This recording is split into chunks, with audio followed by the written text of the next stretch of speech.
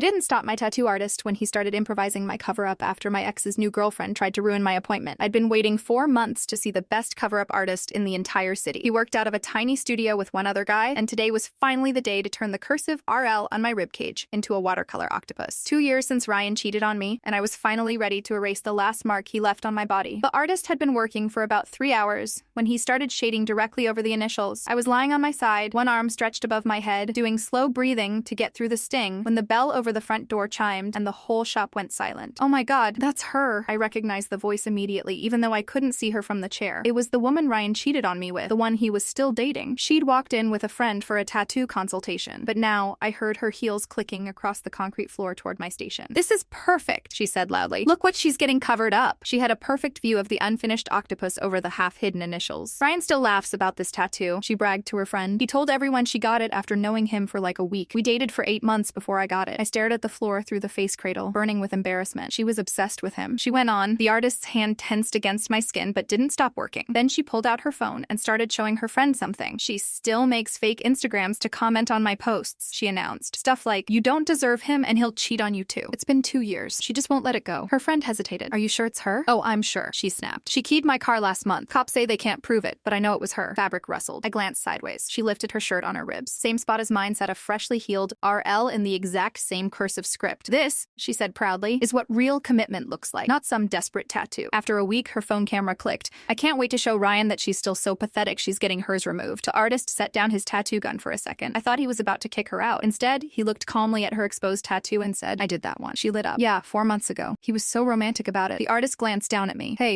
he murmured. "Mind if I add some extra detail to yours? Make it really special. No charge, trust me." I didn't know what he meant, but I nodded. At this point, whatever. He picked the gun back up and started adding long, curling tentacles to the octopus, each one wrapping elegantly around my ribs. The pain sharpened as he worked over fresh ink, but I stayed still. As he tattooed, he spoke in that same calm, steady voice. "Funny. I actually did 3 RL tattoos that month." Silence landed in the room. "All the same script, all on ribs." She laughed weakly. That's weird." The artist kept tattooing, not looking up. "He brought the second girl in while you two were dating. Told me she was his cousin." The shop went dead quiet except for the hum of the machine. Her friend whispered, horrified, "Wait, are you serious?" The artist continued adding another tentacle. "The third girl was interesting," he said conversationally. "She knew all about you. Said getting the tattoo would prove he'd mark any girl dumb enough to fall for him. Seems like she went through with it for the joke." Ryan's girlfriend made a choking noise, then stormed out. Through the windows, we could hear her screaming into her phone in the parking lot, demanding Ryan explain who the other girls were. The artist finished the last tentacle and stepped back. The octopus was stunning. Bright colors, detailed shading, tentacles that wrapped around my ribs and erased every trace of the original initials. The other artist walked over and whistled. "Dude, that's your best cover-up ever." When I went to pay, he only charged me for the basic design, not the hours of extra work he'd added. The girlfriend's friend was still in the shop, looking mortified. "I'm sorry," she said quietly. I shrugged and gathered my things. I didn't care about Ryan or his girlfriend anymore. The octopus with its curling, beautiful tentacles had transformed something stupid I did at 21 into actual art. I stepped out into the warm afternoon light, feeling lighter than I had in years, like the weight of the whole stupid relationship had been lifted clean off my skin along with the old ink. The air hit my ribs, making the fresh tattoo sting a little, but the pain felt good this time. Clean, new, earned. I had barely reached my car when someone called after me. "Hey, wait!" It was the friend, the girlfriend's friend, the one who'd stood frozen while the whole disaster unfolded. She jogged toward me, hugging her purse against her side, her expression somewhere between embarrassed and guilty. When she reached me, she stopped and tried to catch her breath. I wanted to say, again, I'm sorry." She pushed her hair behind her ear. "That was horrible." She was horrible. "It's fine," I said. "I'm over it." "You shouldn't have had to hear all that," she added, voice low, "especially when none of it was true." I gave a small shrug. "She's insecure. That's her problem now." The girl nodded, her eyes softening. "I knew he was bad news, but I didn't know he was that level of trash. You wouldn't be the first to underestimate him." She hesitated, glancing back toward the shop window where her friend was still pacing, still yelling into her phone, still unraveling her entire world one shriek at a time. "I told her not to date him," she whispered. "She just wouldn't listen." I looked at the girl, really looked, and realized something. She wasn't just apologizing for today. She was apologizing for every woman who had ever believed Ryan's lies, every woman who had helped protect his ego, every woman who ignored the signs and blamed other women instead of him. She was apologizing for a pattern she finally saw clearly. "It's not your fault," I said gently. "He's good at hiding who he is." "Yeah," she said quietly. "I guess he is." She started to walk back toward the shop, but then she turned again. "For what it's worth," she said, "your tattoo is gorgeous." A small smile tugged at my lips. "Yeah, I think so too." She nodded, then slipped back inside. I got into my car, started the engine, and sat there for a moment with my hands on the wheel. For 2 years, that RL had felt like a curse. Now it felt like nothing, just a past mistake turned into art, a scar that didn't hurt anymore. I took one last look at the shop through my rearview mirror. The girlfriend was still yelling outside while her friend tried gently and unsuccessfully to calm her. The artist who tattooed me stepped stepped into the doorway, leaning against the frame, arms crossed. He looked tired but satisfied, like a man who had just taken out 3 years of pent-up frustration on a tattoo gun and won. For a second, our eyes met through the glass. He gave a small nod. I nodded back, then I drove away. By the time I got home, the adrenaline had worn off, and the ache in my ribs had turned into a dull, insistent throb. I peeled off my jacket carefully and stood in front of the bathroom mirror, studying the new design. The octopus looked alive. Tentacles curled around me like it had grown from my skin, not been inked into it. Watercolor blues and purples faded into warm coral tones, every line smooth and deliberate. It was perfect. But beneath the beauty of it, something else settled into my chest. Something unexpected, something heavy. Because the artist hadn't been lying about any of it. Ryan had brought in 3 girls that month. 3 girls, including me, getting the same initials in the same place in the same script. 3 girls who probably believed whatever lie he told them to make it feel romantic. 3 girls who probably felt special, while he recycled the same moment like a cheap magic trick. My stomach twisted. I sat on the edge of the tub and pressed a hand lightly to my ribs. Not because they hurt, because the realization did. How many lies had there been? How many girls? How many times had I been laid while thinking I was the only one? The thought made my chest tighten, and then slowly loosen, because it didn't matter anymore. It wasn't my life now. It wasn't my problem now. It wasn't my skin anymore. My phone buzzed. A message. I didn't want to look, but I did anyway. Unknown number. You petty little psycho. I know you planned that. Ryan is furious. I stared at the text. A slow, full-body calm washed over me. I deleted the message without replying. A few seconds later, unknown number. He said, "You ruined my tattoo on purpose. You're obsessed with us." I deleted that one too. Another buzz. Another text. Unknown number. I hope your stupid octopus falls off. I blocked the number. I didn't know if it was her phone or Ryan's. It didn't matter, because the truth was, I wasn't obsessed with either of them. If anything, they were obsessed with me, clinging to the idea that I still cared, still watched, still hurt. But I wasn't hurt anymore. I was free. I stood, adjusted the bandage on my side, and took one more look at the octopus in the mirror. Strong, colorful, untangled, alive. And I finally felt the same way. I turned off the bathroom light, walked into my living room, and opened all the windows. Fresh air spilled inside, warm and bright. For the first time in years, the silence felt peaceful. Not lonely, not sad, just clean. I didn't need revenge. I didn't need closure. I didn't need Ryan to apologize, or his girlfriend to crumble, or anyone to validate the pain I once carried. I had my own skin back, and this time, it told a story that belonged only to me. I sat on the couch,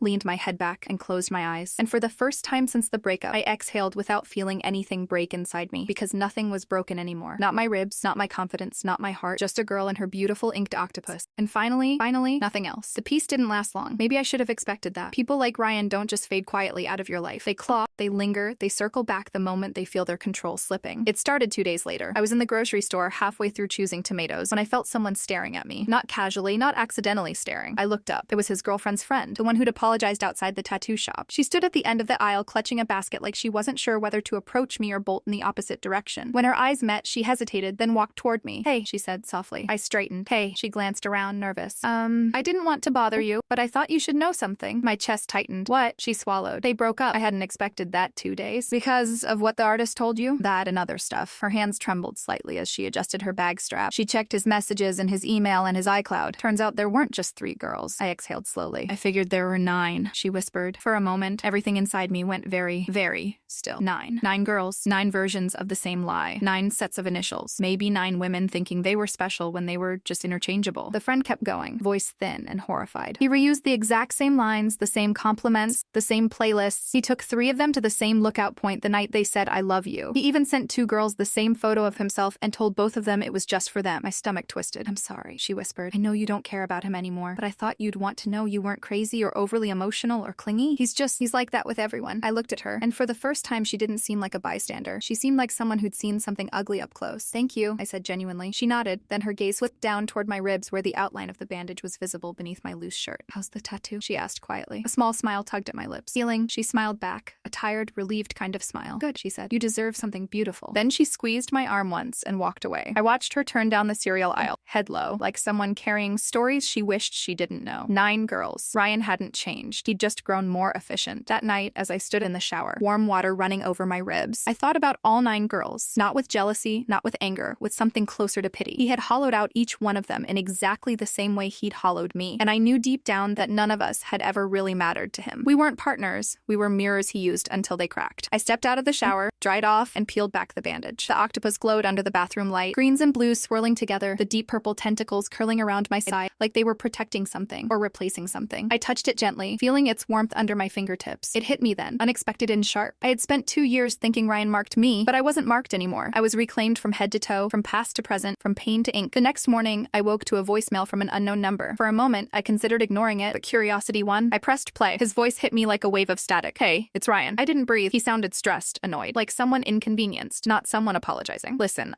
I don't know what you told that tattoo guy, but he completely screwed things up for me. You didn't have to humiliate her like that." A bitter laugh escaped me. I hadn't humiliated anyone, he had. He kept talking. "I mean, really dragging my personal business into your little breakup saga. It's pathetic. You always do this. You make everything about you." I blinked slowly, letting the venom roll off me. He didn't even realize the irony. A soft beep signaled the end of the voicemail. Then my phone buzzed again. Another voicemail. Another unknown number. I didn't need to guess who. I played it. "Pick up," he snapped. "I'm not done talking." I deleted both messages, blocked the number, and then without hesitation, I opened my contacts and blocked the other forgotten numbers he might try. Then his Instagram, then his email, then his Venmo, where his stupid smiling profile picture used to pop up every time a friend sent him $1 for drinks. One by one, I erased him from every corner of my life. Not slowly, not hesitantly, but with the clean certainty of someone who didn't need to hold on anymore. I blocked the last account, locked my phone, and felt nothing. Not sadness, not longing, not anger, just nothing. A peaceful, echoing nothing. And for the first time, I understood that nothingness wasn't emptiness. It was space. Space where something better could grow. Something kinder, something stronger, something mine. I grabbed my keys, slipped on my jacket carefully over my healing ribcage, and stepped outside. The air was crisp, the sky was clear, and somewhere beneath my shirt, the octopus stretched across my skin like a reminder. Life could be painful, but pain could be transformed. It could become color, movement, art, and I wasn't done transforming.